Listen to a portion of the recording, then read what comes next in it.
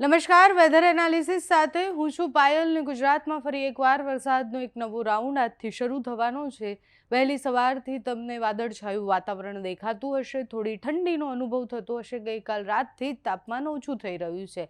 ધીરે ધીરે પવન સાથે વરસાદની શરૂઆત થશે। આજે બીજી તારીખ છે અને કયા કયા વિસ્તારોમાં વરસાદ પડશે એની પહેલાં કઈ સિસ્ટમ તમે જુઓ કે અહીંયા અરબી સમુદ્રમાં બે અલગ અલગ સિસ્ટમો તમને દેખાતી હશે। આ વધારે મજબૂત સિસ્ટમ છે જે પાકિસ્તાન તરફથી ધીરે ધીરે આગળ વધી અને રાજસ્થાન તરફ જવાની છે। અહીંયા બનેલી ઓમાનની નજીક બનેલી સિસ્ટમ ધીરે ધીરે સૌરાષ્ટ્રથી પસાર થઈ અને મધ્યપ્રદેશ તરફ જાય એવી સંભાવનાઓ છે।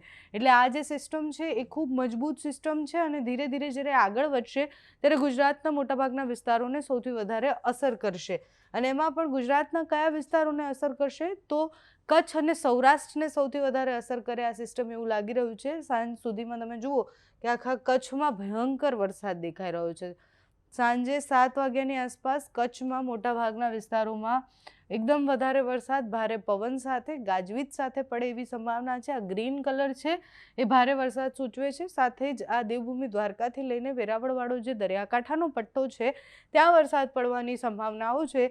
એટલે બીજી તારીખે આજે તમે જુઓ કે સિસ્ટમની અસરને કારણે કચ્છ અને સૌરાષ્ટ્રના દરિયાકાંઠાના વિસ્તારોમાં વરસાદ પડે તેવી સંભાવના છે। ધીરે ધીરે સિસ્ટમ આગળ વધશે। આપણે વાત કરીએ એમ રાજસ્થાન તરફ જશે, પણ જે મજબૂત સિસ્ટમ કરાચીથી આમ પસાર થઈ રહી છે એની અસરો તમે જુઓ કે 3 તારીખ અને દરિયાકાંઠાના વિસ્તારમાં અતિ ભારે વરસાદ, આ રેડ કલર સૂચવે છે કે અતિ ભારે વરસાદ પડવાનો છે। ઓખાના દરિયાકાંઠાથી લઈને આ પોરબંદર સુધી બધી જ જગ્યાએ વરસાદ પડશે। જામનગરમાં વરસાદ પડશે। સૌરાષ્ટ્રના મોટાભાગના વિસ્તારોમાં એની અસર થશે અને 3 તારીખે ભયંકર વરસાદની આગાહી કરવામાં આવી છે।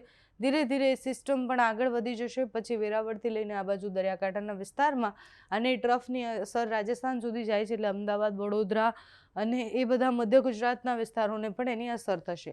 4મી તારીખે સાવ જે તીવ્રતા છે એ ઓછી થઈ જશે। 4મી તારીખની આસપાસ દક્ષિણ ગુજરાત તરફ એક ટ્રફ આવી રહ્યો છે, એ નીચે મહારાષ્ટ્રના ભાગોમાંથી આવી રહ્યો છે અને મહારાષ્ટ્રના દરિયાકાંઠાથી ઉપરની તરફ જ્યારે ટ્રફ ખેંચાઈને આવે છે તો સુરત, વલસાડ, તાપીવાળા વિસ્તારમાં 4મી તારીખે સામાન્ય મધ્યમ વરસાદ પડે તેવી સંભાવના છે।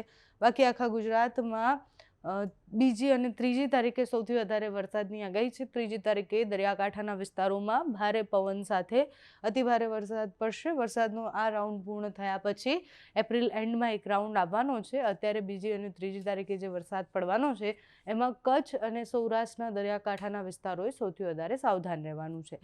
તમારે ત્યાં કેવું વાતાવરણ છે અમને કમેન્ટ્સમાં જણાવજો। અત્યારે આ વિડીયોમાં બસ આટલું। જો તમે અમને યુટ્યુબ પર જોઈ રહ્યા હોય તો સબસ્ક્રાઇબ કરજો, ફેસબુક પર જોઈ રહ્યા હોય તો ફોલો કરજો, અમારા વિડીયોને લાઇક અને શેર કરજો।